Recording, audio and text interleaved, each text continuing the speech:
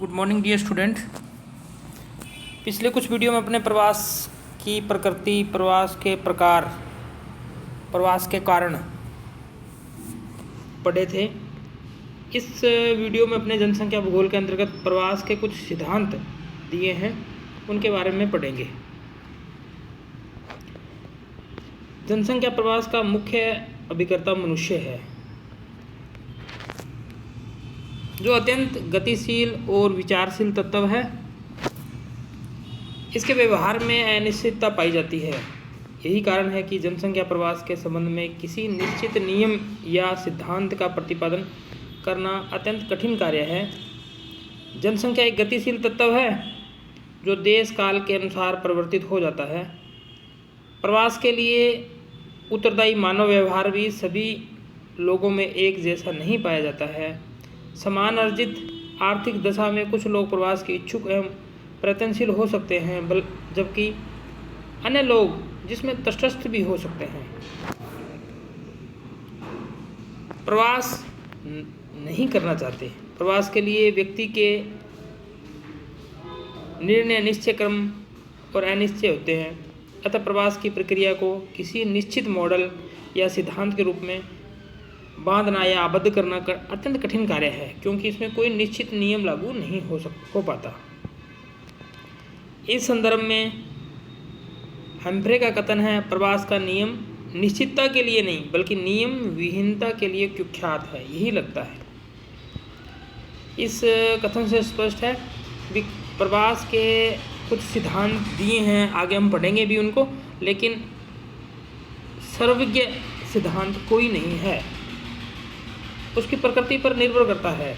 20वीं शताब्दी के उत्तरार्ध में भूगोल सहित अन्य सामाजिक विज्ञानों में आई मात्रात्मक क्रांति के परिणामस्वरूप मॉडल तथा सिद्धांत निर्माण में विद्वानों ने अधिक अभिरुचि दिखाई है।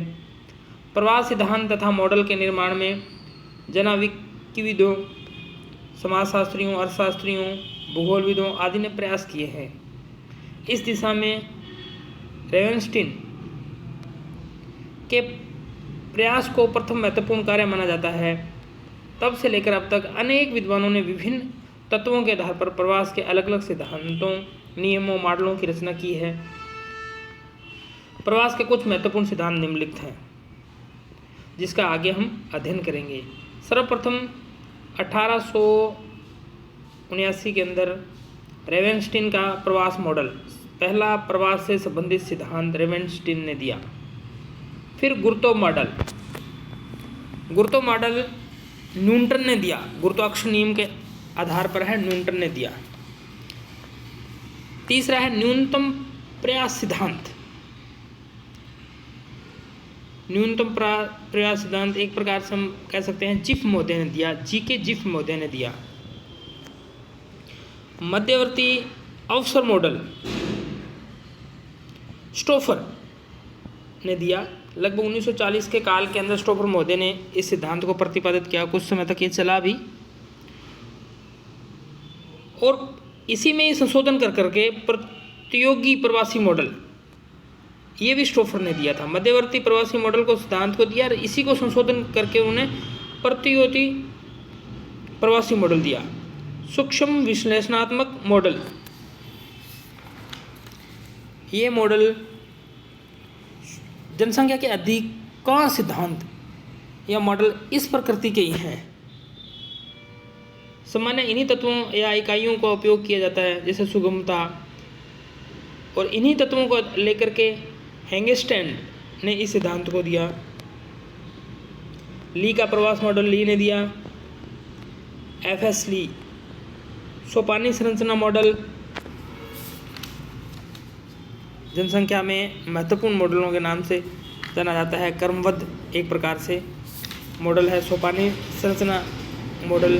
यह मॉडल रेवेनस्टीन की कल्पना पर आधारित था। कुछ विद्वानों ने मिलकर इस मॉडल को दिया। आकर्षण एवं दाब सिद्धांत, व्यवहारगत या व्यवहारपरक मॉडल और गतिशील संक्रमण मॉडल। व्यवहारगत क्रांति आई थी।